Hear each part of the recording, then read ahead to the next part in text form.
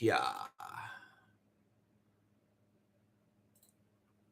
Share screen.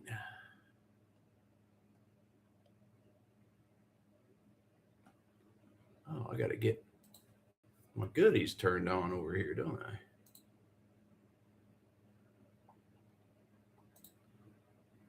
How is that not on there?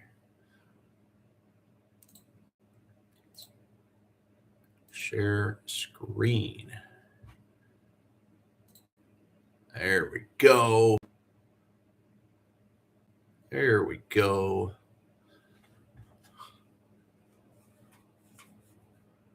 There's that.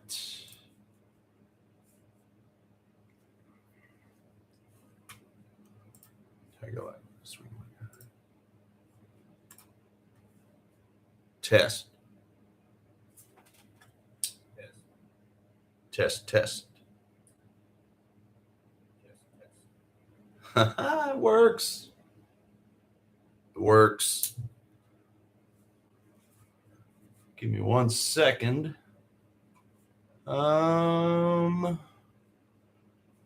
Mute that. There we go. Well, hello, everybody.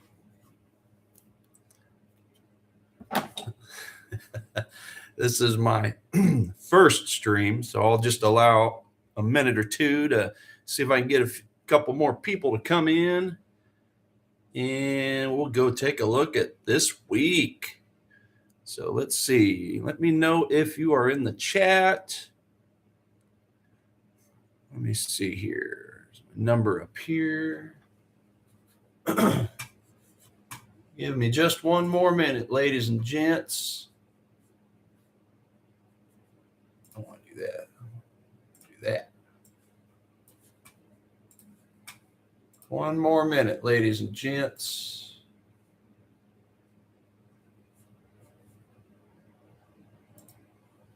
In the frosty air. Let's go and find over here. Hello, everybody. Let me know if anybody is in here, and I can definitely get started, even if I just have one or two. That's all it takes.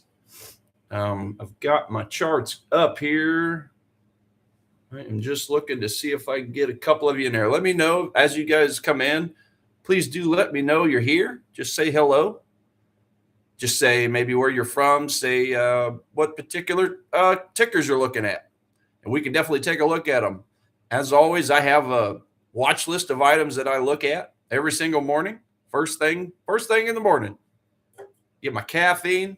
Start pounding my caffeine. And I got to turn my light on. I just realized that. There we go. Am I a little bit brighter? Just a little bit. All right. Yeah, pop in, guys. Let me know that you're here. Just say something in the chat. Hello. Tell me how it's going. Tell me where you're from. Tell me what you're trading. As always, I trade Forex pairs. That's my first love. My first love is Forex. But I have grown accustomed to trading the U.S. indices as well. And this is all from the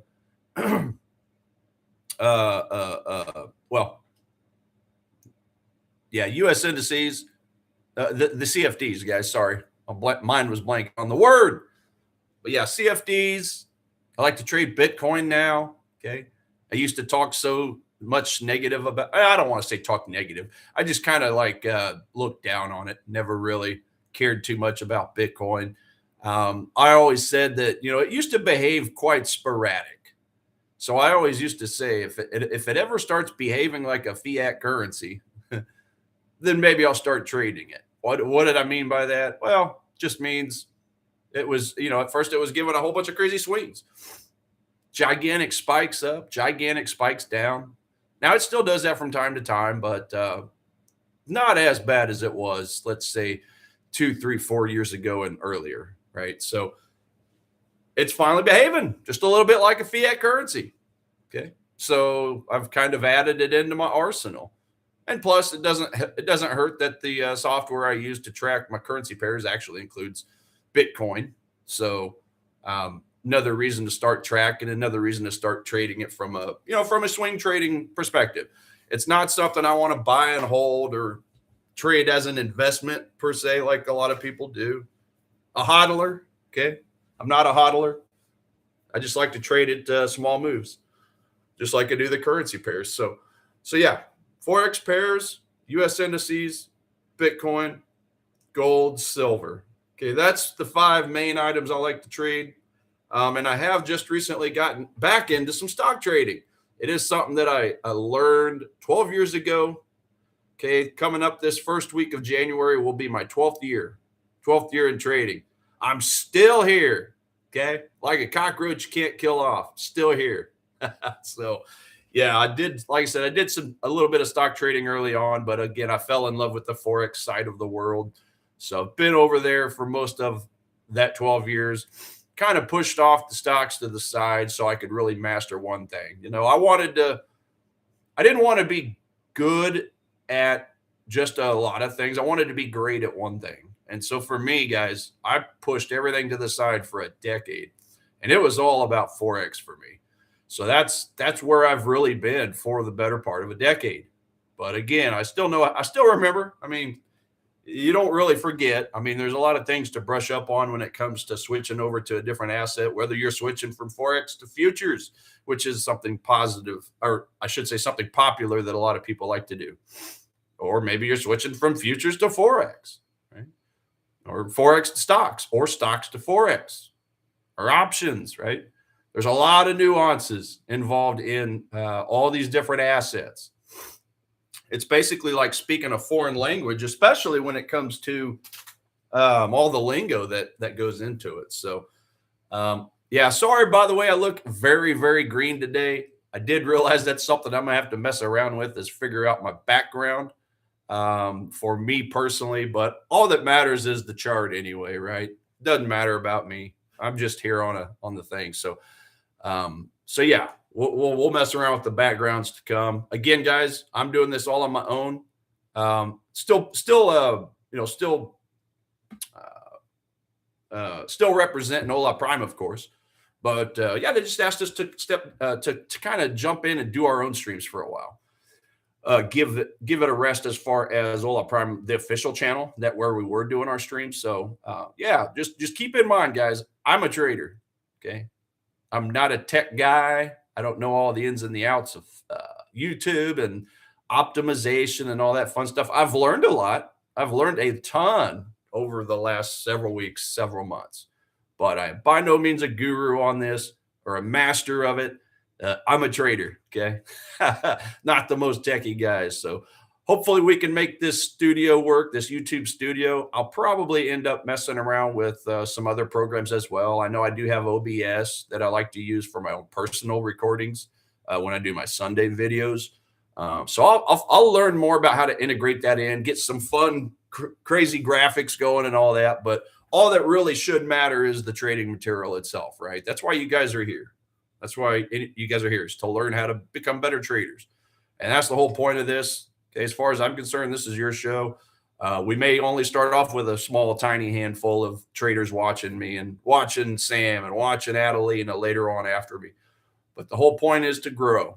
Okay, the whole point is to grow and start getting more and more popular out there in the live streaming side of YouTube. So that's the point. You got to start somewhere. The best streams in the world start somewhere. They just started with a small handful of people. So that's what I wish to accomplish here. Just start off somewhere, and if you build it, they will come. Right? That's the whole outlook here. So yeah. Again, I'm just waiting to see if we could get one or two of you to pop in here, and we will take a look at some charts. Take a look at some charts. I was just looking at my top setups, and I just want to make sure my goodies move. Share this instead. Okay, perfect. Perfect. So we got everything moving just fine. So I like to see that. Yeah, guys, look, it's Christmas week. Christmas week. Okay. Christmas week here in the States. I might not have picked the best time to start this stream, but it is. We are doing it nevertheless. So So yeah, slow week. Got Christmas coming up on Thursday. And we'll just take a quick peek actually over here at the calendar. In fact, I wonder if, well, never mind. I'll just leave it like that.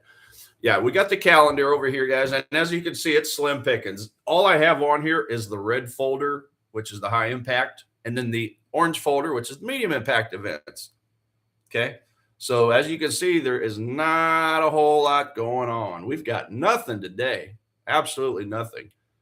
In fact, the only way to see anything from today is if I turn on the yellow folder events. So let's do that real quick. Okay. You guys can see right here. So far, we've just had a little bit of good news for the British pound, but these are yellow folder events talking about the current account. The final GDP is a little bit of importance, but as you can see, we've already hit that right on the nose. Okay, expected. So not a whole bunch of movement from that. I did look at the pound earlier, pound dollar specifically, just to see if anything had changed, and it didn't look to me like it had really moved. So again, yellow folder events are yellow folder events for a reason. Okay, they don't tend to move markets that much. They really don't. The orange folder events, sometimes you can get a little bit of movement out of them, but obviously the main things we care about are these red folder events. So as you guys can see, we've only got 4 total items on the red folder events.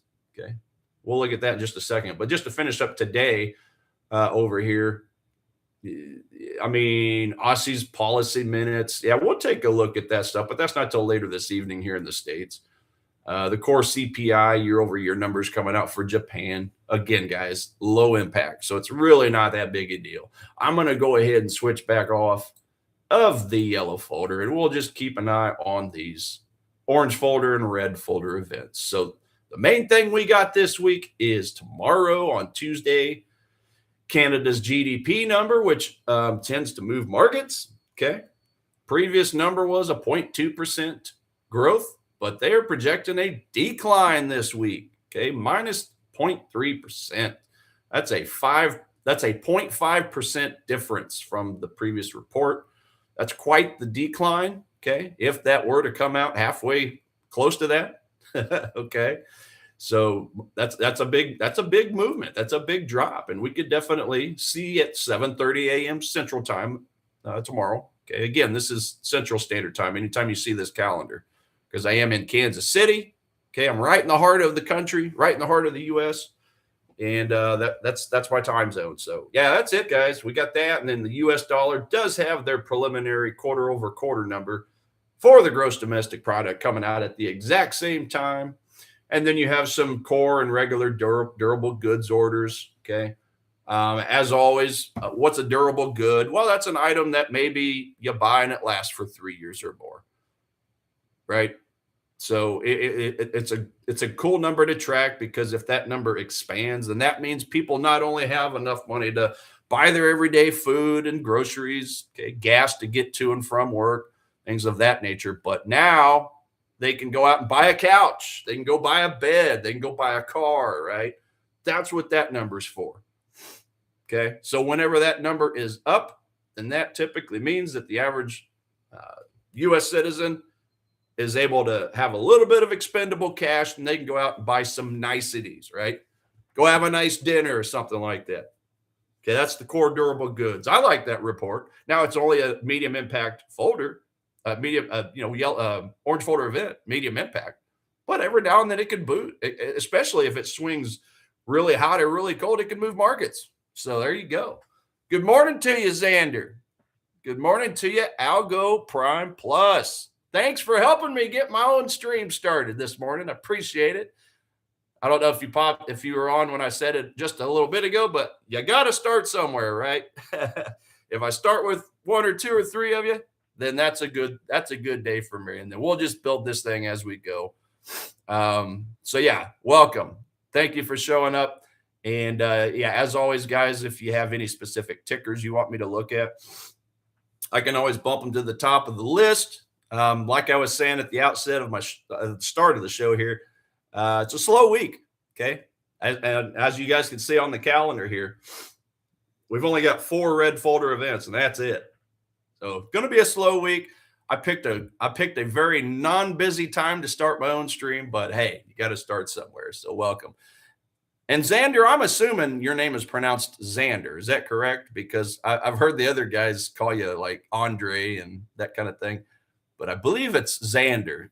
So tell me if I'm pronouncing that correct. I just want, the name is the most important thing a person has, and I always try to make sure I say the names correctly. So let me know that. But yeah, just to finish out the calendar here, guys. Yeah, again, tomorrow we just have the two events. And they happen at the same time. So dollar, Canada dollar. Okay, we could very easily get some pretty good volatility out of that asset since we have one for each currency going off at the same time. And then lastly, as Wednesday, we have our normal weekly unemployment claims for the dollar. Okay, same time, 7:30. And then tentatively, as always, Japan is very suspicious. Okay, they release their events, but you never see a solid time over here on their calendar. It's always tentative. Why can't they just tell us the damn time, right? It's just whenever they feel like it. But no, they normally release the bulk of their items in the late evening here in the States anyway. So yeah, I'm expecting that to come out around 10, 11 o'clock my time, PM, right? Maybe even midnight. So it's not really something I'd be interested in looking at till the next morning. But the next morning is Christmas, the 20th. All the women in my family can cook, buddy. Let me tell you. So I'll probably get a sugar coma. I'll get a turkey coma. Might even have a beer or two later in the day. I don't know. It's going to be a good day, but that's it, guys. From an economic calendar perspective, that's what you get for the week. Governor Ueda flapping his lips, talking about the I word. Probably not. I mean, look, guys, dollar yen has just been going up and up and up and up. Let's go take a look at it. So, if it's going up and up and up, we start getting to the cuss word, right? The cuss word. What's the cuss word? Well, that would be the I word. That would be intervention. Let's turn this off. Let's turn all my drawings off. Okay, and let me turn the master pattern off. Look at this, guys. This is a daily chart. Let's reset. Okay. Look how high we're getting. Look how pricey the dollar is getting relative to the yen. That means the yen is losing value, a ton of value to the US dollar. Scroll all the way back as far as I can. Let's go to a monthly chart. Why the hell not? Okay. Now, we're at some elevated levels we haven't been to since 1990. 1990. Xan like in Xanax. Xander, I like it. Okay, I wanted to make sure because I saw your name split up, Xander Fritz. So I just wanted I was pretty sure that I was right. The futures guys were saying it wrong. I'll have to pick on them about that. So good deal, making sure I pronounce it right. But yeah, dollar yen's at some expensive levels. Okay, this is a monthly chart, by the way, monthly chart. So ever since the 2021, okay, it's just been going up and going crazy. And then you go all the way back. And again, we're touching levels we haven't touched since 1990. In fact, I think we went higher than that. We did. So we'd have to be looking at this area over here, which was 1986. 1986, guys. Okay. Now you guys can see when the dollar yen first came out, it was way the hell up here. Okay. And then it just dropped like a rock. So over the course of the next 30 years, whatever it's been, 30, 40 years, 30, 35 years, this thing's just been hovering between basically 160 and then as low as 75, right? So the one thing to note, though, is each time this thing's gotten up in the 160 range, okay, 160, 161, 162, okay, this is where the Bank Japan likes to do some intervention, okay? Sometimes they buy, sometimes they sell a shitload of their currency just to try to get it back in sync with the dollar. So we're getting into that territory. I don't know if they're going to do it or not, but I damn sure don't want to be heavily long this. Okay, definitely don't. I mean, that's the carry trade, right? When you're holding the dollars over the yen like that, okay, collecting those swaps, that premium each time the daily intraday session rolls over. I mean, that's what you're looking at. So that's elevated levels. Okay, they do that, and sometimes, guys, whenever they pull out the ugly I word, the intervention, dollar yen has been known to drop 2,000 pips. Okay, I've seen it. just from a little bit of manipulation. Okay, a little bit of it. Can you guys see my screen? Looks to me like I'm sharing it. Xander, I see you say not sharing your screen. Oh, yeah. Is that good?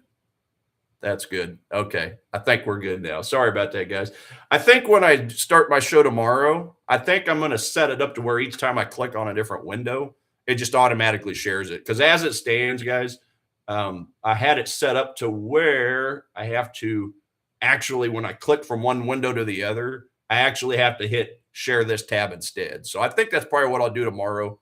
I'll just set it up that way to where each time I click on a window up here, it'll just automatically share. Does that sound good? Yeah, I don't want to keep doing that to where I start rambling on and forget to switch my screen. So, okay. So yeah, guys, just to refresh briefly, dollar yen, as we're seeing here, we're at some expensive levels. And when I mentioned 1990, I was referring to this point back in time back here. Now we've went higher than that. Now we're kind of bouncing into these highs way over here on the left. And that's 1987. Okay. I was 5 years old in 1987. We still just in face cam. Okay. Can you guys still not see my chart? Let me double check over here. I see you, Xander, saying that again. We still just in face cam mode. Let me stop sharing and see if I can restart this. Because now you guys should just. Oh yeah, you are right. Because I'm looking at my other channel over here. Share. Okay. Does that work? Did that work? Because I'm looking at my YouTube. I've got a couple YouTube spots over here. Now it's good. Okay. Thanks, Algo. Again, as I was saying at the outset of the show, I'm a trader. I am not a tech guy. Just the old Tennessee hillbilly trying to make a buck through the Forex market, right? I'm slowly but steadily starting to learn this stuff as far as the streaming and all that. Learned a lot with Ola Prime, gotta say. And I'm learning even more. Okay. I mean, they're a great company, so they've taught me a ton just from this. But okay, good deal. Now we're finally on. Okay, good stuff. So I'll try not to break it this time. Enough of that. Let's go take a look at some top setups over here. Let's go to now let me make sure it shares this tab. Okay, we're in business, ladies and gents. This is my top setups for the week. There we go. Hey, it takes a village it takes a bunch of people to build a village, and you guys are here to help me build this, so I appreciate it. Top setups, guys. As you can see, there's only two currency pairs on here. Okay, this is my favorite chart that I like to show you guys every week.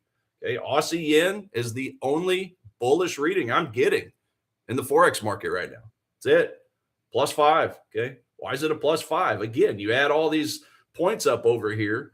If it's a blue box, that means it was a hot release, meaning it exceeded expectations on these different reports. Okay, the CPI, the unemployment rate. You got a lot of neutrals. Just looking at the Aussie yen for a second. A lot of neutrals. What does that mean? Okay, well, that just means they actually nailed the expectations. Thanks for the trophy. Appreciate it. Right? So a lot of zeros. That's a neutral reading. So it's really a wash. It's really not a bullish or a bearish signal, right? It's just a wash. I like to collect as many bullish or bearish items in my favor, depending on if I'm going long or short. So when you look at the Aussie yen, you got the trend, you got the seasonality. Okay. The month of December, Aussie yen tends to be bullish. Now, it's not a guarantee. It's just a 10-year average. Okay. 10-year average states that Aussie yen usually gets a pretty good boost upwards, pretty good bullish move in the month of December, which, by the way, we only have 9 days left. So as of right now, seasonality good. The COT, the commitment of traders, okay. The big banks and institutions and insurance, pension funds, hedge funds, the whales, right? Those people, they are net long this. And the crowd, the retail traders, the regular Joe Schmo on our laptop, this includes me and you, okay? The average trader is net short Aussie yen, So by using that as a contrarian signal, it's given me a reason to buy it, not sell it like the crowd. Observe the masses and do the opposite, right? We could take a look over here, Aussie yen. Let's see, crowd sentiment, retail sentiment, Aussie yen. Let's see, where's Aussie yen at? And I do believe this thing, let's go to miners real quick. Let's go find Aussie yen. Okay, there you go. Aussie yen right here. Okay, the retail crowd is 71% net short this asset. Well, if they are net short, I do not want to join the crowd because why? Why? Because 90% of traders lose 90% of their money within 90 days. It's not an exact number. It's not an exact science. It's pretty damn close, guys. You know how hard trading is. And most people, unfortunately, lose money. Okay, that's where I come in. That's where I want to help people to avoid certain mistakes, right? If the crowd is short, don't join the crowd. Why is that? Well, think about it. All the technical analysis books that come out, okay, that a lot of us have probably read, okay, they're not up to date. A lot of it's designed for 100 years ago, okay? It's telling you to do the opposite of what you should be doing. And the banks know that. They know that they're being taught one thing through all these books. Well, by being taught that same thing, okay, buy breakouts, buy trend line bounces, all the different ways that they teach, they know where the liquidity's at. The big banks do. So what do? They take the opposite. Okay, they use our orders as fuel to fuel their orders to the opposite side. Okay. So just keep that in mind with technical analysis books. A lot of them are shit. That's a capital S-H-I-T. Okay. Now it's not really any disrespect to the people that wrote those books. They just were built for a time past. They're not built for these days. So you got to be careful on a lot of the books you read. If you are a reader, I mean, I'm a reader, guys. I used to hate reading. I used to despise it, especially in high school. I hated it.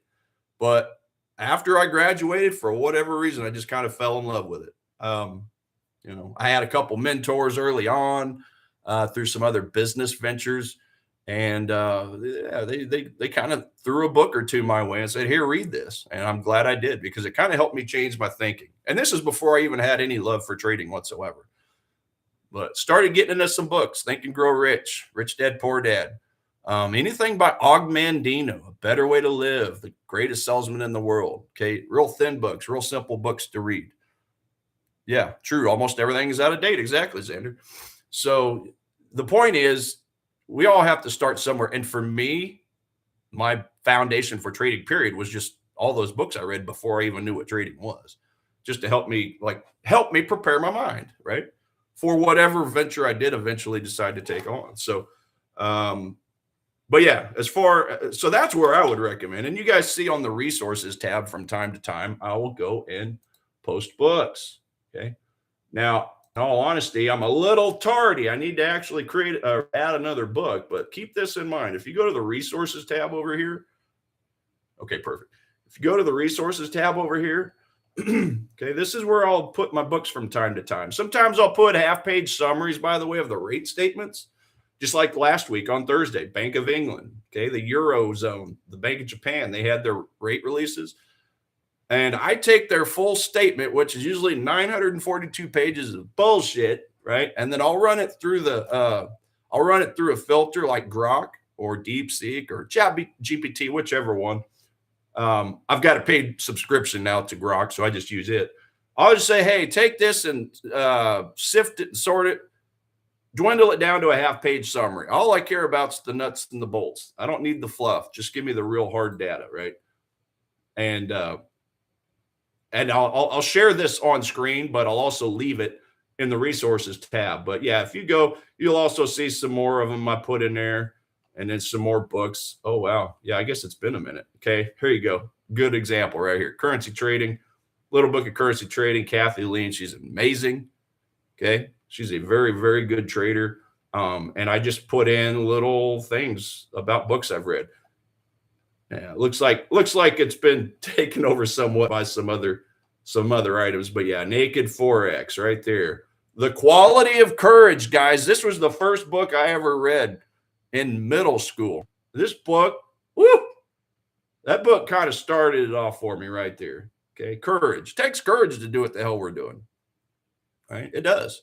Especially when you got naysayers, family, friends, think we're wasting our time, think it's a scam, bunch of bullshit, that kind of thing. This is books like this is what helps you to stay true to yourself.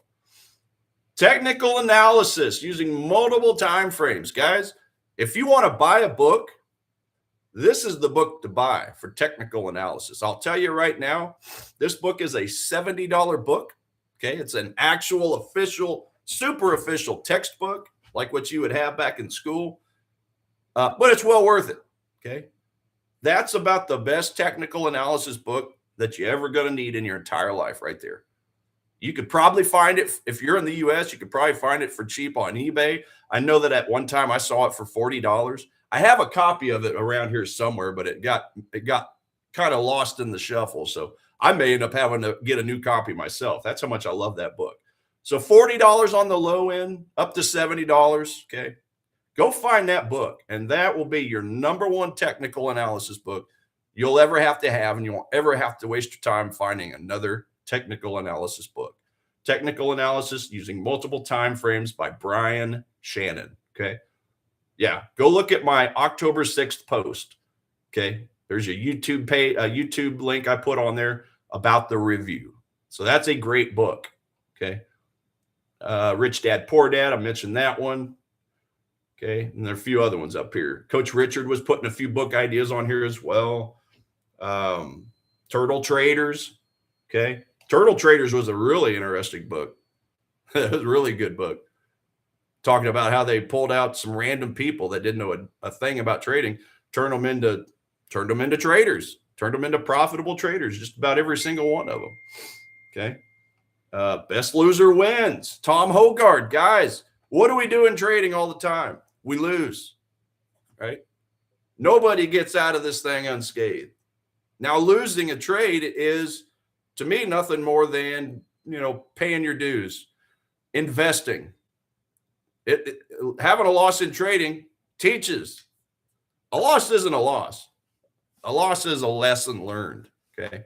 So Tom Hogard teaches us how to lose properly and how to change your mindset around it. So really good book right there. Woo. Compound Effect. Guys, I put this book up there a few months ago. Look, too many people trade way too high a risk, right? 2%, 3%, 5%. Some people do 10%, 50%. That's too much. By the time you have 2, 3, 4 losses in a row, you've lost your account. Me personally, I don't go any higher than 0.5% of my account on any one trade. Okay. Oftentimes I'll just stick with 0.2%. Right. So 0.2 to 0.5%. If we're using prop trading accounts now, especially through All Out Prime, guys, that's all the capital we need. We don't have any reason to be trading 2%, 3%, 4% on any one trade. Think about it. We got capital, right? For a few $100 or maybe up to 1,000, depending on how big of an account you get. That's a lot of capital, right? 50K, 100K, 200, 300K, depending on what size account you get. When we've got account sizes that are that large, we shouldn't have a reason to be betting 2 and 3 and 4% per trade. Think about it. Just do the math on that. But what this book teaches is the compound effect. It's as clear as what it's called. It teaches us that little wins over and over and over start snowballing and growing, guys. This book talks about the ripple effect. It talks about one penny doubled every day for a month, and the total that comes out at the end of the month, guys. It's crazy. It all starts with 1 penny. That's a hell of a book right there. Okay. That book is so good, I may have to go reread it again, in all honesty. But technical analysis. I mean, there's just so many good books. You just might have to scroll. In all honesty, guys, it's been a couple of weeks since I've added anything up here. So I'll try to do a better job of staying on top of that. But enough of that. Let's get back to the charts. Let's take a look at the setups. I do have Yeah, 55 minutes. Okay. So we got plenty of time. And as always, if you guys have anything specific you want me to look at, just give me a holla. Oversizing was one of my biggest problems. Yeah. I'll go look. I had a penny stock account back in 2021, I think it was. Um, and I spent a good solid several months studying everything I could on penny stocks. Okay. The wild west of trading. Okay. You want to talk about craziness. You want to talk about volatility? Okay. Scalping. I mean, you guys see the coaches scalp the futures markets. I consider that a little wild west, but they've got a method to their madness and they're really good at it. But when it comes to penny stock trading, whoo, man, when you got stocks moving 100%, 200, 300, up to 1,000% a day, that's some crazy stuff. But yeah, I was wagering way too high. I wasn't even calculating my risk, to be quite honest. I was probably risking 5 and 10%. Didn't take me long to blow the account. You know what? I'm glad I did, because that was the best lesson I could have possibly learned, was blowing that account. Well worth the investment. Okay. Now I stick with, again, anywhere from 0.2 to 0.5%, and I'm more than happy. More than happy. Especially with the large amounts of capital, right? Again, I've got a 250K account. I've also got a 100K account, right? Think about that. 0.2, 0.5%. I'm risking anywhere from $200 to $500 when I lose, okay? Up to $1,250 on the larger account.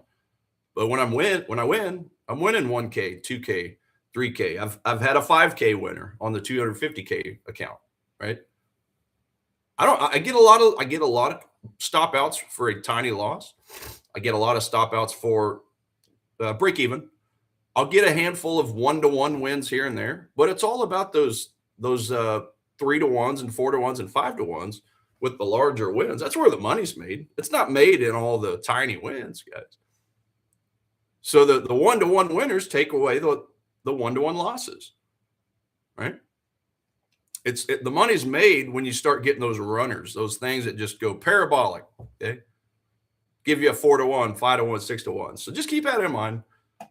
Trading is boring. It should be boring, but that's the point. Okay, this isn't supposed to be an adrenaline game. If somebody wants adrenaline, go play a slot machine. And I mean that all seriousness. I like to play the slots. I've actually won some pretty good money doing it lately, but it's not my profession. Okay. It's just fun to do once in a while, but that's a good way to get rid of your gambling, get rid of our gambling method. Just go pull some slots. So let's go back, guys, to the top setups real quick.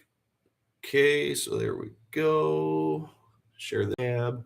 All right, so guys, so look, let's just finish this out. Gold and silver for me are number 1 and 2. Okay, I'm getting a +8 and a +7. I don't personally have the ability to trade platinum or copper when we're rounding out the metals on here, or the Russell. I just don't have it on any of my accounts. I'll probably get another account just so I can add those to my trading list. But for now, I personally just ignore those, and I just look at the fact that I got gold, silver, and Bitcoin. Okay, that's my top 3. Bitcoin's a +7.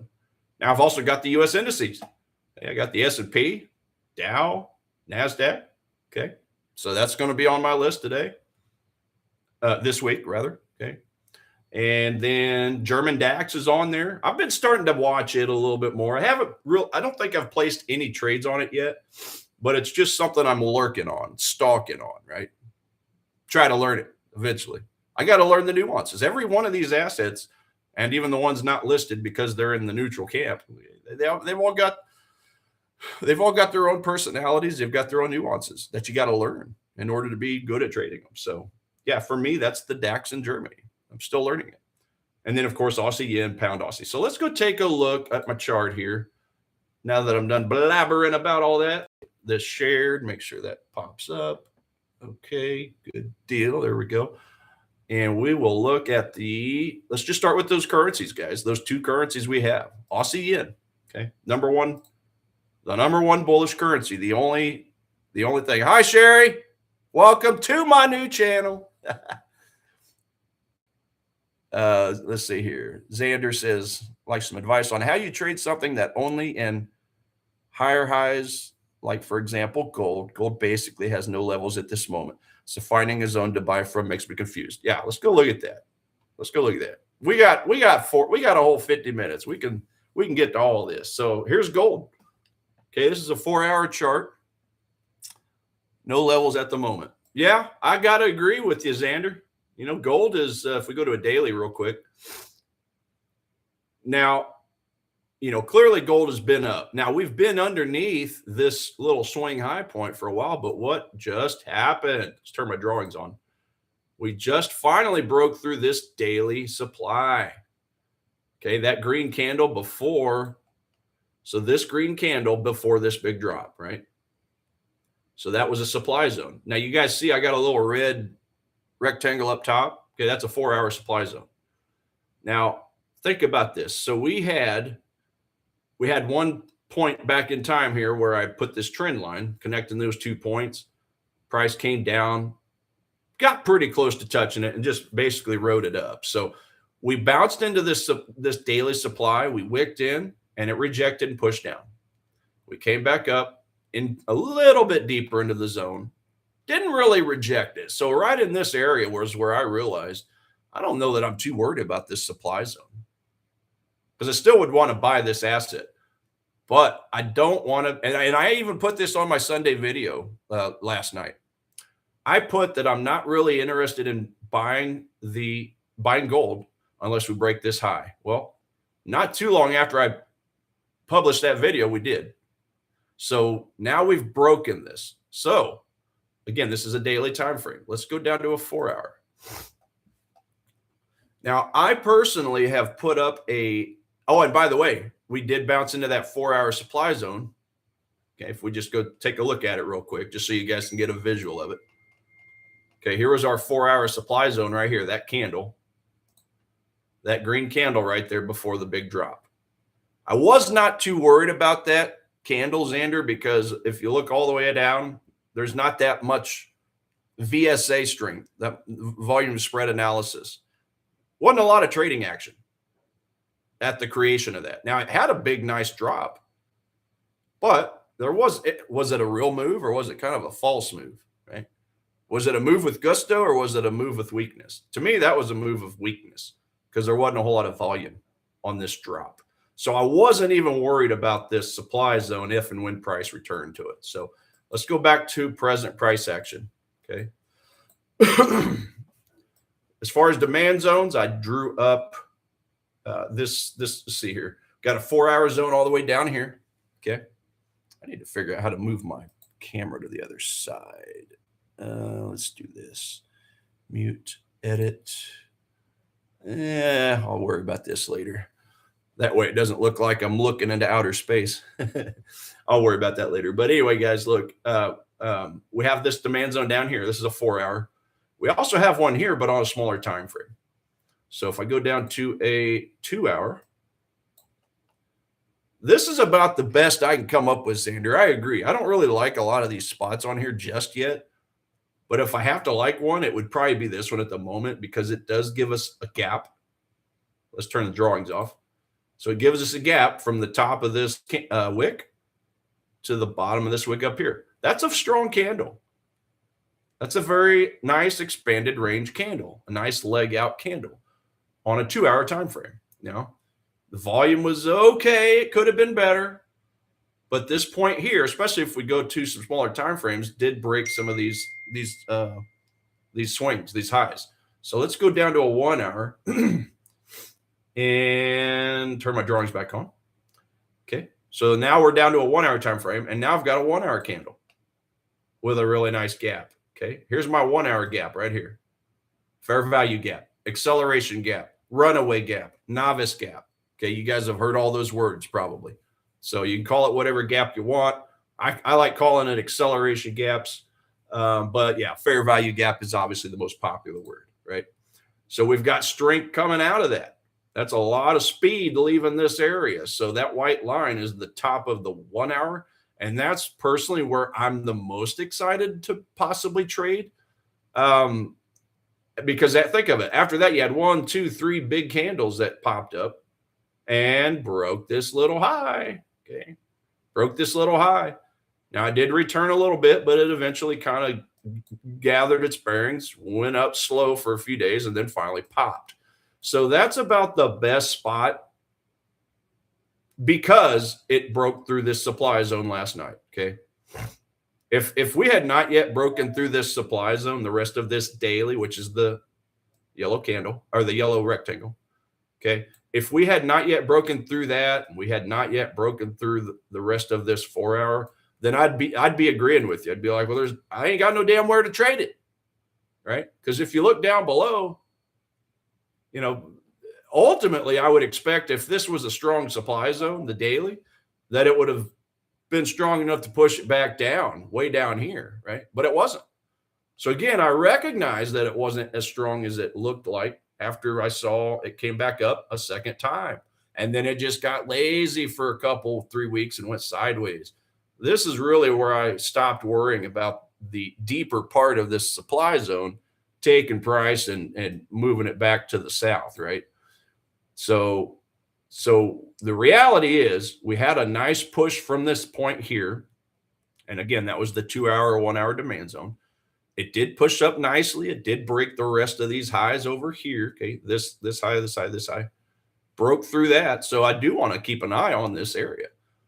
But after price retraced, it came back down and pushed back up, went sideways for a couple of days, and then finished going through. So I want to keep an eye on this area too. I would be interested in this candle right here as a potential 4 hour, but there wasn't that much volume. Okay.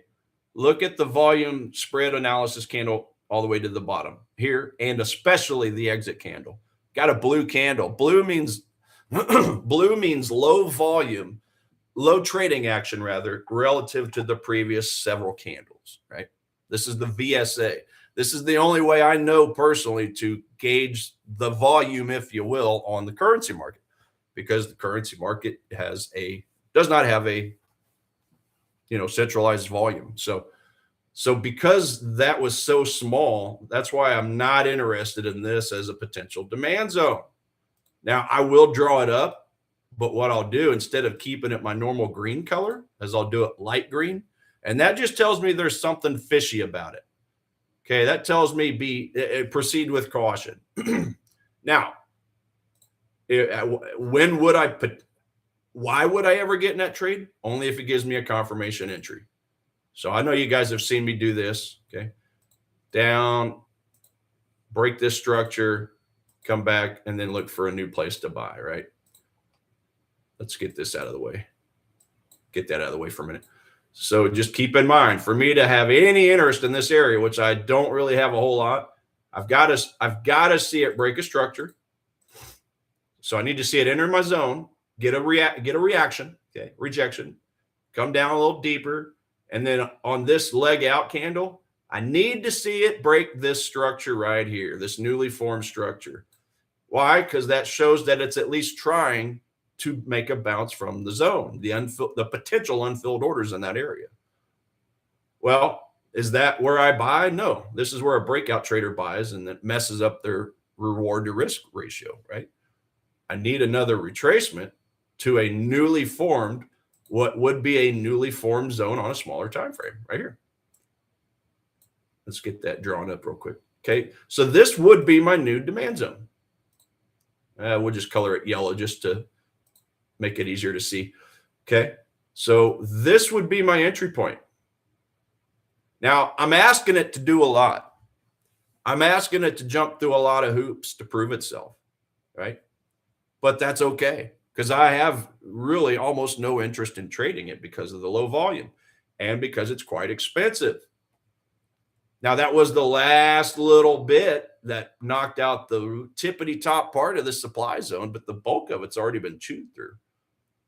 A little bit cheaper of a price is going to be this 2 hours job down here.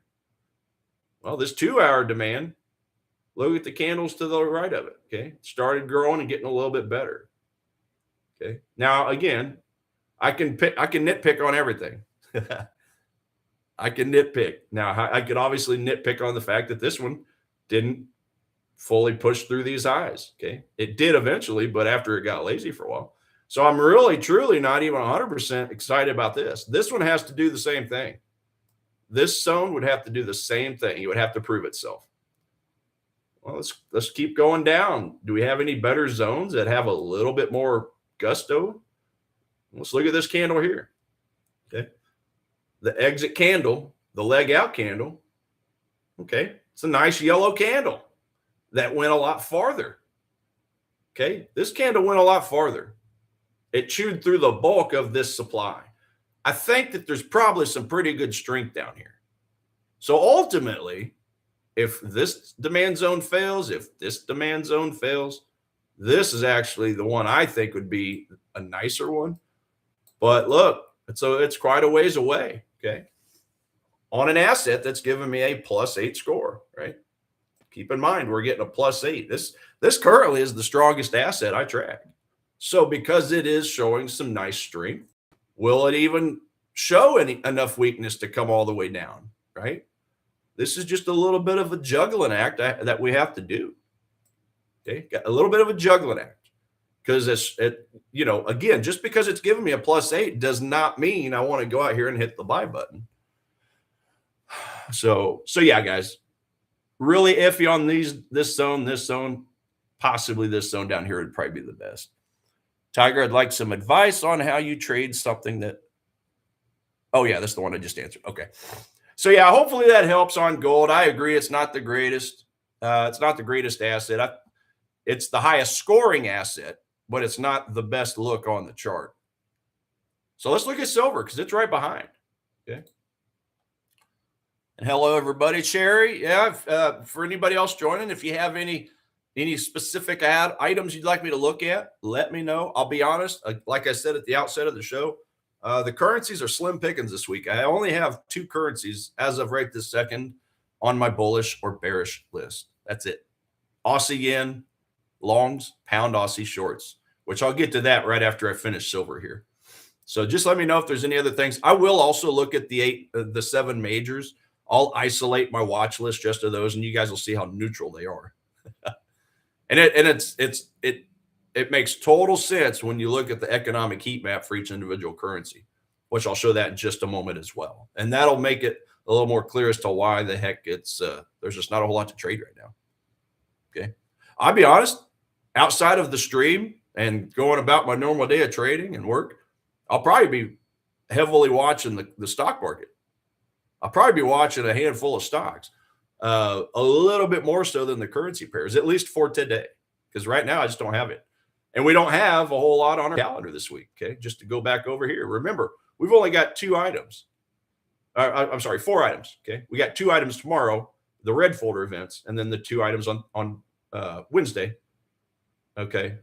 The 2 on tomorrow is for Canada and dollar. The 2 on Wednesday is for the dollar and the yen. But the yen one's going to be late. I guarantee you that's late in the day, late in the evening here in the States, 10, 11, midnight even.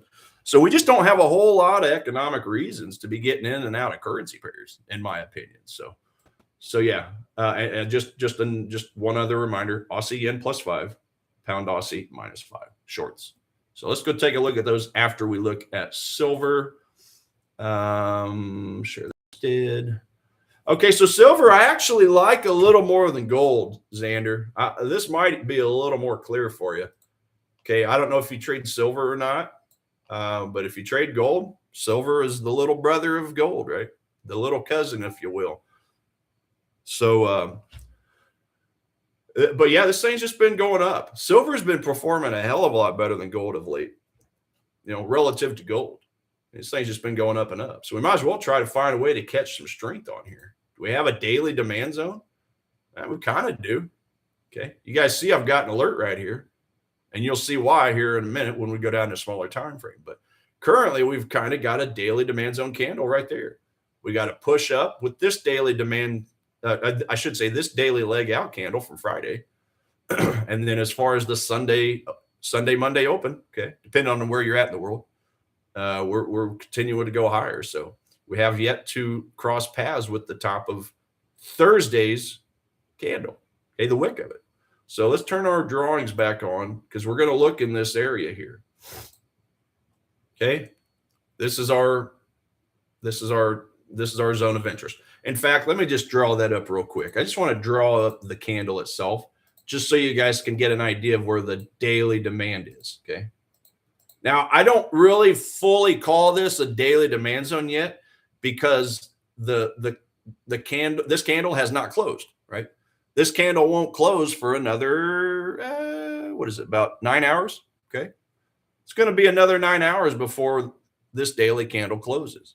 And this doesn't matter, this doesn't matter where you're at in the world. Okay. It's 9 hours, 4 o'clock, 4 o'clock my time here in the States, 4 Central. That's the intraday crossover, the intraday changeover. So I really would prefer to wait for price to come back until after that candle closes. So we're just going to basically, I don't want to say preempt it. We're just going to go look at a potential trade plan for if and when price closes somewhere up in this area or maybe even higher before coming back to this zone. Okay. So let's go down to a daily, to a 4 hour. So that's a daily. Okay, we're down to the 4 hour, and now you guys can see I've got a 4 hour demand zone here. This is the confluence I love to see, okay, because this is my daily zone, but I'm just going to move it over here to get it out of the way. Only thing I care about right now is this 4 hour candle. This is the one I'm personally interested in buying. But I would, in all honesty, like I said earlier, I would love to see it not come down just yet. I'd like to see it even push up a little higher. And then once the daily candle closes, then have it come down into this area. Because as you guys can see, I've got not only a 4 hour candle, but if I go down to a 1 hour time frame in that same zone, there's my 1 hour demand zone. Okay. And that 1 hour demand zone has a fair value gap. The top of that daily candle's wick, we skip the leg out and we go to the bottom wick of that second candle, and that's going to be my fair value gap. Now, it's not the greatest, it's not the strongest, but it is a gap nevertheless. So my zones, whether it's a supply zone or a demand zone, has got to have gaps. It has to show me that price left the area in a hurry, right? Got to show that. And as many time frames as possible, the better. So I just showed you guys a 4 hour with a gap. Okay. The gap looks much bigger here, right? So there's your gap on a 4 hour. We already showed you the 1 hour. Let's see if we got anything down on some 30-minute or 15-minute time frames. Okay. There's your 30-minute. So there's a gap on a 30-minute. Let's go to 15. Do we have anything on a 15? I don't know. I haven't looked. Okay. Now this is where the picture gets a little bit muddier because we don't have one. Okay. Look at this. This is huge, guys. If you learn one thing about supply and demand today, this is what I want you to learn. If I see efficiencies in a zone, it's not as appealing. What do I mean by efficiency? Take a look at any one of these candles here. Do every single one of these candles overlap a candle to the left, to the right? They do. Okay. Whether it's the wick or the real body, all these candles are overlapping each other to the left or to the right, even if it's a tiny bit. This candle overlaps this candle. This candle here, let me turn this off. Okay. This candle here overlaps this wick of this candle. That's efficient market. Okay. Efficient market, efficient market. It's pretty efficient market until you get to here. Okay. Let's zoom into this spot. This is important. Okay. Right here is the first time that this candle does not overlap the candle 2 across, which would be that candle. So that would be the first gap I see, the first inefficiency in the market. Top of that to the bottom of that, right? There's your gap on a 15-minute time frame. Is that gap in my 4 hour, 1 hour zone? No, it's not. Okay. So this is where the choice gets a little tough sometimes. Do I stick with the fact that I have a gap on the 4 hour, like I do here, and I also have the gap on the 1 hour from here to here? Okay. But when I go down, well, and I had it on a 30 as well, but on the 15, it's way up here. So I'm not going to worry about that. Personally, because I've got gaps on the 4 hour, the 1 hour, and the 30-minute. That's enough for me. It's nice to have them on the smaller gaps or the smaller time frames too. It is, just because that would tell me that those time frame traders are interested in at that same price point. Okay. If I go to a 5-minute, okay, look at this. This is all efficient. There's no gaps. There's no gaps again until we get right here. That's going to be my first gap right here. But that's not in my 4 hour, 1 hour zone. So I'm going to stick with this as a buy because I've got at least 2 higher time frame confluences with gaps. But I've actually got 3 because I got a 4 hour, a 1 hour, and a 30-minute. Okay. So that's going to give me personally enough. If I'm looking at this thing on a small time frame, though, as a 5-minute trader, a 10-minute, a 15-minute zone trader, probably not interested in this area. So I'm in this one for the long haul. Again, silver's giving me a +7 score. It's a nice bullish score. So hopefully that kind of helps you guys out a little bit on that. Silver and I have a feud after I did an accidental trade that one time. Xander, I think you were talking about that. Was it last week or the week before? That you mashed the button. I think it was last week, wasn't it? Where you mashed the button by mistake. It happens to the best of us. I know I've done that plenty of times. Okay. But it's good to have it happen. That's how we learn.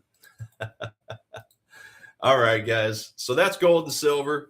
Let's take a look at the 2 currency pairs. Okay. Before I get too far gone, I do have 28 minutes. Okay. Aussie yen. Okay. This is my #1 bullish asset. Let's go to a 4 hour. Let's go to a daily real quick. Okay. Daily time frame, guys, on the Aussie yen. Okay, there's my daily zone. I know it's a zone because I got a nice strong gap coming out of it as a daily time frame. There's my daily gap. Okay. If I go down to a 4 hour time frame, my gap is still really nice. My gap goes from here to here. So that's a nice 4 hour gap. Now, for me to be excited about this area down here, my 4 hour demand zone is a potential buy. I have to see a gap on a smaller time frame. So I usually will go down to the 1 hour. As long as I see it on a 1 hour, I'm fine. Okay, 1 hour time frame, it's not in my demand zone, is it? Because on a 1 hour time frame, we're looking at this candle right here. This candle is the first candle that has a gap after it. All these candles are overlapping each other, even if it's just a little bit. You had a gap on this little tiny candle at one time, but what happened? Price came up, came down and closed the gap and hit the demand candle. And as you can see, it lifted off. Now, there wasn't no volume there, but sometimes it doesn't matter. Sometimes the supply or a demand zone is strong even without the volume. Because again, the banks are looking there. The banks are looking for the origins of these strong moves up or down, right? You just never know. You just never know.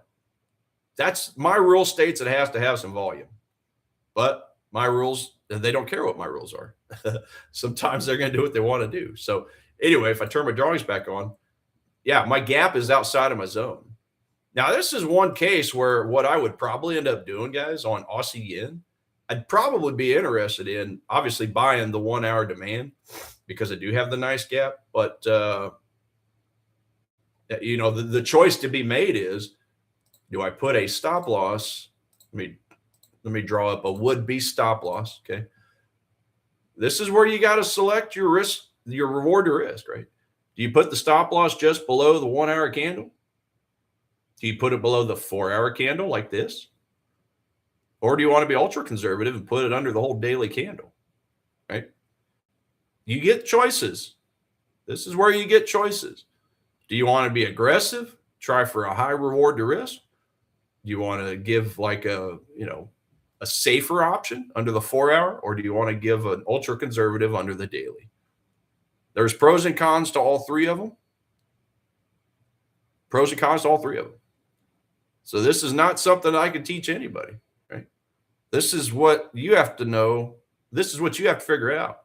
Now, obviously, the easiest thing is to say, go give it as much room as possible. But at some point, you got to make money on this stuff, right? So again, this is your options. My personal opinion is I would probably just put it under the 4-hour demand, because that's really kind of where this new batch of volume kicks in. As you see these 3 blue candles right here, not a whole lot going on right there. The volume started picking back up again on at 6 p.m. on a Thursday. That's basically after the intraday session switchover, right? We start getting into the early part of Asia, middle part of Asia session. So that's really where this kind of started. So that's where I'm personally going to be watching this thing. In fact, I think if I go down to a 30, yeah, a little bit of a gap there on a 30 as well, 15. Yeah, so I'm still even getting gaps on these smaller time frames. So that's good, guys. Yeah, I'd be keeping an eye on this area. I personally probably, because I don't get too aggressive on this stuff. 0.2 to 0.5%. Again, that's all I risk. But yeah, I'd probably just put my stop loss under the 4-hour demand. So I'm buying from the 1-hour demand, but I'm putting my stop loss under the 4-hour demand. Okay, that's multi-time frame confluence. That is something that will protect you, because it tells you that the not only are the daily traders keeping an eye on this time frame, the orange, but now you got the 4-hour, the green box, the 1-hour traders, and now you get down to the 15 and 30 and 15-minute time frame traders. Okay, they're all keeping an eye on the same spot. So why not just put your stop loss below at least the 4-hour? But again, if you want to be ultra conservative, if you are somebody that is trading like a cowboy, okay, you are risking a little higher, you definitely want to be taking into account the daily demand to help give you a little more protection on your stop loss. So yeah, that's basically, I think, my play on Aussie yen. That's going to be my favorite currency pair, to be honest, because when it comes to the short side with this Euro Aussie, I think it was, what I say, pound Aussie, I don't like this one at all, and I'll show you why. A pound Aussie right here. This is the only item I have on my bearish list. Now, this is the one I made some money on last week. Or no, I guess it was 2 weeks ago. December 2nd. Yeah. This little red box over here, okay, December 2nd. This is a 4-hour time frame. Just to recap that real quick for you guys, I do believe that was a 30-minute supply zone I was looking at. Yeah. Okay, this was the 30-minute supply. Okay. Price was down here. There was a negative Australia report that came out, which means temporary pound strength. So price pushed up, and guys, I had to be quick with this sucker. This is pretty much like a scalp. Pretty much like a scalp trade, because it just popped in there and out real quick. But I say scalp, but I still treated it like a swing trade. But we popped in, and I got into the short right away. And as you guys can see, it dropped nicely. So it dropped really nice. I took my profit ahead of this demand over here. Okay. But that's old news. Ever since that trade, this thing just hasn't been giving me great price action. It hasn't. I mean, it did go down a little deeper, but what happened is, and this is what you always got to be aware of, no matter which direction you're trading something, you've always got to look in the opposite direction. Now, keep in mind, I want to short this. But it's bounced into a 4-hour demand back here on the 10th. Now, that's 12 days ago, but what's happened ever since? Well, it's pushed away and made new higher highs and higher lows on a 4-hour time frame. And I would argue this is probably a little bit of a sideways trend, but of late, over the last 3 days, a little bit of a sideways trend, but in the context of an uptrend. Okay. So do I really want to be selling into a trend that has been going up as of the last week and a half or two? I don't know. What would make me want to get into a short? Because again, my top setup says to short it. Okay, -5. Why? What would make me want to short that? Well, I'd have to start seeing some lower lows and lower highs, right? Well, I've got some demand zones in the way at the moment. Okay, let's see here. There's a 2-hour demand zone here. If I go to this zone here on a 1-hour, there's a 1-hour demand zone. Now, it's already been touched. It's already been mitigated, so I don't think I'm too worried about it. But this one, I have to see. I have to see price clear this demand zone and the swing low.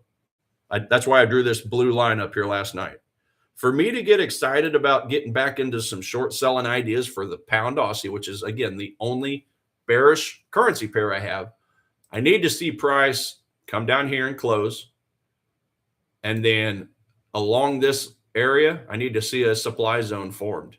But what does that mean for now? It means no trade. It means I need more information, right? So, I don't know where that supply would be, but maybe it forms in this area, right? That's where I would be a little bit more interested in shorting this thing. Just like that. But I would, of course, have to have price do as I wish and jump through a couple of hoops, right? That would be a would-be short supply zone, and this supply zone could form anywhere in this area. I just drew it there just as an example, right? Remember, trading is not about chasing price. It's about letting price come to you. Okay?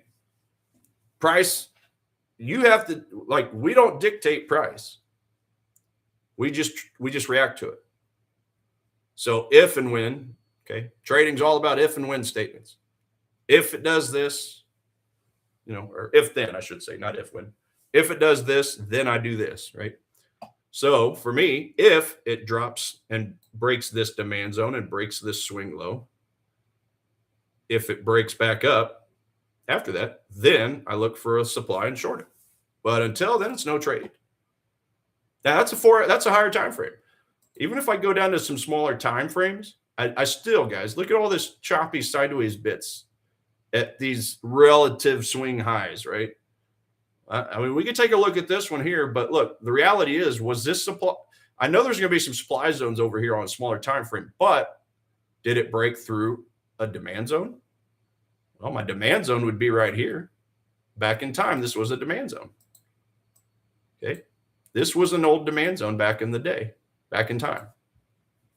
What happened? Well, price came down. This area had price come down, bounce, but then what happened? It bounced up. Did this price action up here, did this push price below this candle? No. It did not even have the strength to push price below an opposite demand zone. So even if I drop down to a 30-minute, a 15-minute, a 5-minute, even if I drop down and see something that looks good as a zone, the reality is it was not strong enough to push price below the opposite demand zone. So I'm not interested in it. All right. I mean, just for fun, we can go take a look up here. We may not even have one. It may just be too wicky. Yeah, see, that's all too wicky. I don't have any clear-cut, strong drops in price on this area. Okay, I really don't. I mean, yes, this does define as a supply zone. Okay, there is a supply zone. Okay. This 5-minute supply zone bounced down into this 5-minute demand zone. And then what happened? Did it go through it? No, it bounced all the way back up. So I can't have any interest in this 5-minute supply zone. Only if this supply zone had enough strength to push price down through this demand zone. That's when I would have interest, as if it would have come down here. But it didn't. Okay. It came down and wicked in and just, slammed to the very top. This demand zone overpowered this supply zone. Okay. So what about this supply zone over here? What if we were to look at this supply zone back in time? Okay. What happened here? This supply zone pushed through. And let's see, it came down because this is a demand zone. This one actually held. Okay, this supply zone actually had price bounce down. But that's in the context of a little bit of an upswing too. So that would have been a dangerous one to step in front of because of this strong momentum push up, right? So all the supply and demand, you can look at it on any time frame. But the higher the time frame, the better. And that's why when I look at this area here, it did not immediately break through that demand. Therefore, I'm not interested in this area. So yeah, I stand by what I mentioned just a minute ago, guys. I need to see price break this demand zone and break this swing low. get a close anywhere down here before retracing back to finding a would-be new supply zone. Okay. So that's that on pound Aussie. Let's take a look at a couple, and I got 15 minutes. So let's take a look at just a couple of these indices real quick. And these are all pretty well timed. As you guys remember, S&P is a 6. Russell's a 6, but again, I don't have it on my platform. Dow is a 6 and NASDAQ is a 6. So let's take a look at those real quick and we'll go back here. Okay, S&P. All right, so when I was doing my Sunday video yesterday, I was talking about the fact that the S&P 500 and the NASDAQ were in the middle of some overhead supply zones. Okay, that was right here. And I said on there explicitly, the only way I'm interested in the demand zones underneath, which in this case would be here for the S&P, and for the NASDAQ would be a similar place right here. Okay. The only way I'd be interested in buying those areas, because I need a discount. Okay. I've got a bullish reason to buy this, but I'm not ever going to buy up top. I'm always going to buy on discount. Buy crab legs half off, right? Price has to come down. Now, the only way I'm interested is if it broke through this overhead supply zone, which it did. Okay. Look at this. We are now officially on the S&P broken through this supply zone. So this checks my box. I drew this last night. I said it's got to bust through this. Oh, I got my magnet on, but it's got to break through this point. Okay, well, check. Now I prefer to see price close there and then drop, because the higher the time frame of a close I get, the better, the stronger this demand zone becomes. 2 hour still not closed above. 1 hour, so the 1 hour did close above. Okay, so at minimum I have a 1 hour closure above the distal line of the supply zone. Okay, distal just means distant. It means the farthest point of a zone. Right. If I look at this demand zone, the proximal line is the one that's the most proximate or closest to price, current price. It's going to be the top. The distal line is the one at the very end, whether it's a real body or a wick, doesn't matter. It's the furthest point. So this would be my distal line of the demand zone. Now, on the opposite end, okay, let's look at this supply zone up here. Now it's flipped. The proximal line is on the bottom instead of the top. Okay, proximal line is on the top of a demand zone. The proximal line is on the bottom of a supply zone. If you guys ever hear me using that terminology, this is what I mean. And the same thing with the distal line. Okay, the distal line is on the bottom of the demand zone, but the distal line is on the top of a supply zone. So just keep that in mind. Anytime you hear me say proximal line, distal line, that's what I'm talking about. I'm referring to the beginning or the end of the zone. So anyway, S&P has broken through. I've got a 1 hour closure. At this point, I'm okay with trading this demand zone. Give me a retracement, just like my green line states there. You guys see I've got a white line. That means I've got a 1 hour confluence. Okay. That's enough for me to get into this trade. This has all of a sudden become one of my favorite assets. Now that it's broken this zone, this has become one of my favorite assets to potentially trade this week. Okay. If and when we get price down there, if and when we get some decent volume, it's probably going to be a slow week because it is the holiday week. Okay. President Trump just signed us into having a 3-day week, a 3-day holiday now. Okay. It was. So now Christmas Eve, as well as the day after Christmas, is now officially recognized as federal holidays here. So, yeah, just means all the big wigs are going to be chilling at the house a little bit longer, right? Now they probably were anyway. They're on PTO or whatever. But yeah, yeah. I say all that to say it's probably going to be a slow week. So, but still, this could still be a really good opportunity for the S&P, guys. So I'm going to be watching that. Now the same demand zone over here on the NASI. If I click over here, the same demand zone has not yet pushed through the overhead supply zone. Okay. It's in it. So this one is the same thing, except I'm not ready to trade it yet. It's got to come up here and close somewhere up here. So if I just redo my drawing there, okay. It's got to close up top for me to be the most interested in this. S&P has already done it.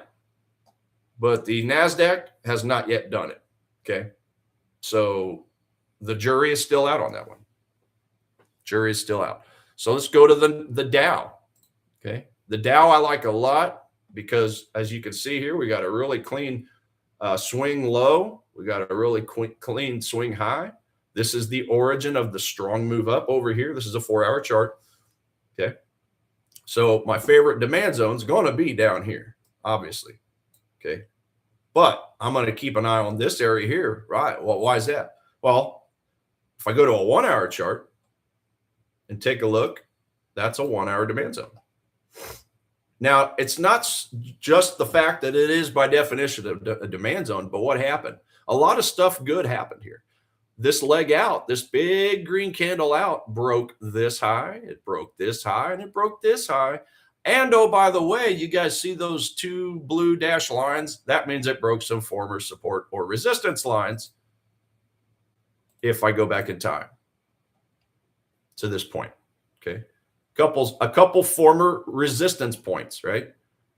And that's what that 1-hour demand zone broke through. Okay. So that shows strength for this area here. Now, what else do I love about this? Guys, this whole down move is a beautiful example of Wyckoff theory in motion. You got lower lows, lower highs. Then you all of a sudden get a double bottom, which, by the way, what does a double bottom create? Liquidity. Okay. Think about it. These people that are buying here, buying here, buying here, they've got to put their stop losses somewhere, right? They're putting their stop losses in this general vicinity right here. Okay. Whether it looks like this, whether it looks, it's a little higher up, whether it goes a little bit deeper, we don't know that. But what I see is that it's got to be right here in the vicinity of this 1-hour demand zone that already showed some strength coming out of that area. So anyway, we go back. Okay. Lower lows, lower highs. And all of a sudden we get this low couldn't make a new low, right? A lower low. It just made an even low. So that's a double bottom. Double bottoms tend to have liquidity underneath them. Okay. So now all I'm waiting for is a spring candle. Okay. Wyckoff theory. If I'm trying to buy in this area, I've got to see my lower lows, lower highs. I've got to see a candle come up and break through a swing high like we had here. Okay. A double bottom, come up a little bit. Now I just need a spring candle. Spring candle means a really quick, well, basically what I've already drawn with the green here. Okay. Now I'm picking this demand zone here first.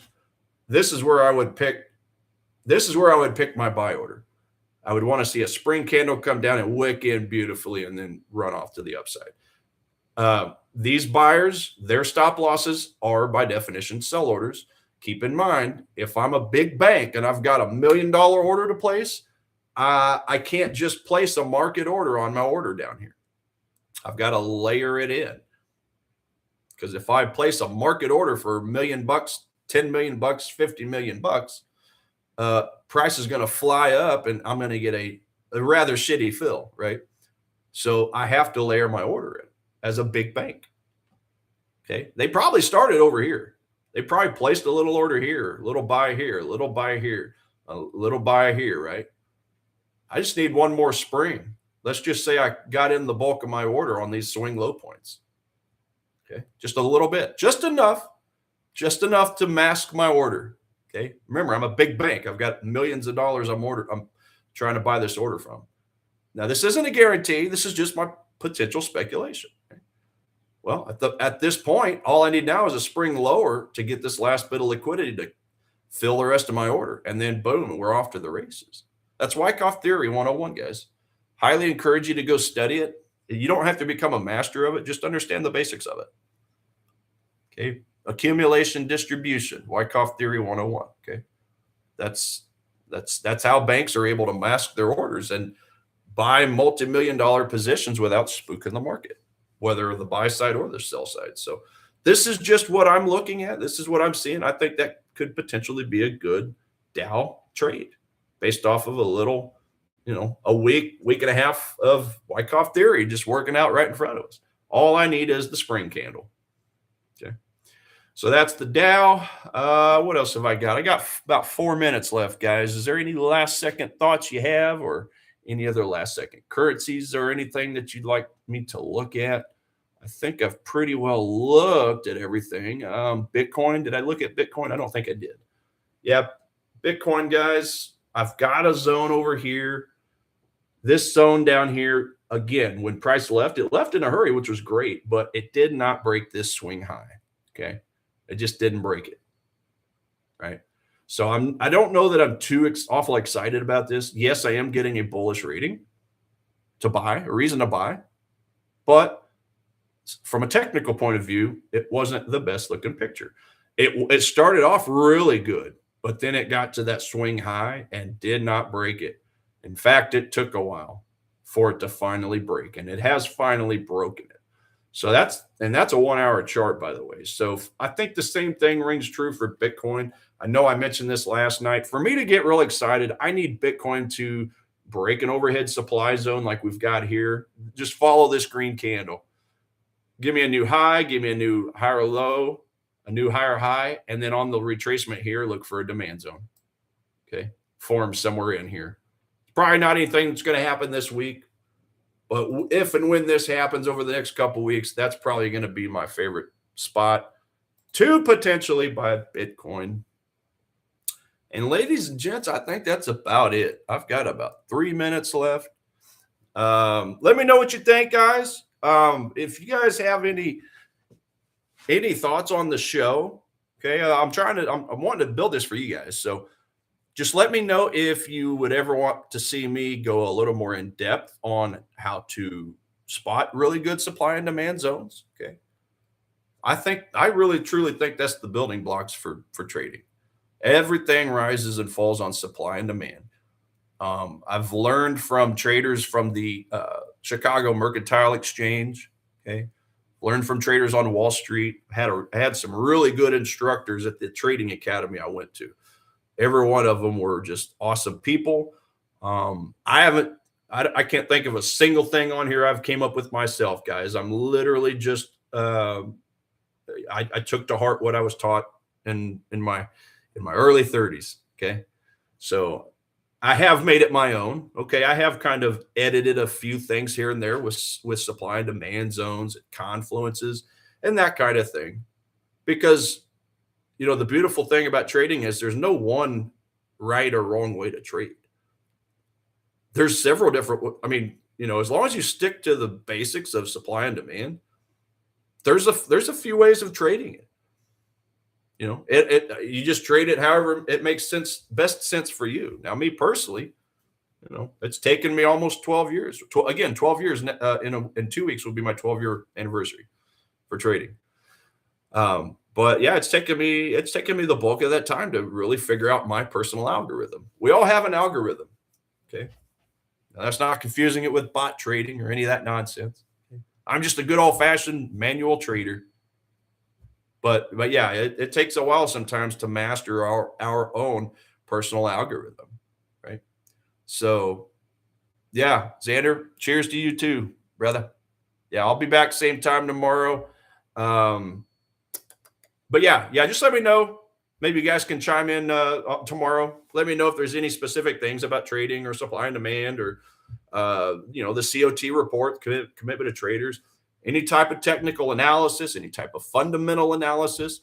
If you guys want me to go more in depth on sentiment analysis, because nobody freaking talks about it on YouTube, I'm shocked. And this is another reason why I'm glad to be doing my own stream, because I can start talking more about sentiment analysis, right? Stick around tomorrow. I might actually go a little bit more in depth on sentiment analysis. Okay. All we see is the flashy stuff on YouTube, the Christmas charts, right? All the indicators, all the nonsense and all the fluff, right? All the stuff that doesn't really matter. Some of that stuff is beneficial, at least at the outset of your careers, but eventually you guys will get to a point to where you don't need any of that crap. Just give me a naked chart and then we're good to go. So that's it, ladies and gentlemen. My time is up. Coach Sam, by the way, let me show you guys this and I'll get off of here. So Coach Sam will be up, I think, in about an hour. Okay. So if you guys trade futures, then go over here to Coach Sam's channel. It's at Sammy Saleh Futures. Okay. And he told me, he said that he's got to work with a trader and he'll be doing an hour later show. So my guess is check back here in an hour or so and he might have something up. He might be going live at that point. But yeah, that'll be in about an hour, I'm guessing. And I'll nail down that time so I can start, broadcasting or start, mentioning their shows as well. But then lastly, let's see. Lastly, we got Adelina. Sorry, guys. You can click over here. You can type in at She Trades Fire, and that's where you can find her. Okay. She's going to be doing her show, I believe, at 11 a.m. Central Time, which would be 12 o'clock her time, 12 p.m. noon, straight up noon. So, yeah, definitely go and show these two some love. They are both awesome people. Okay.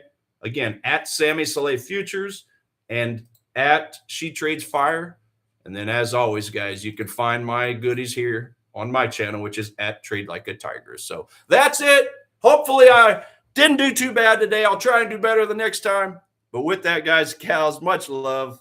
Algo, see you tomorrow, buddy. Zender, you too, Cherry. Have a great day. Talk to you guys tomorrow.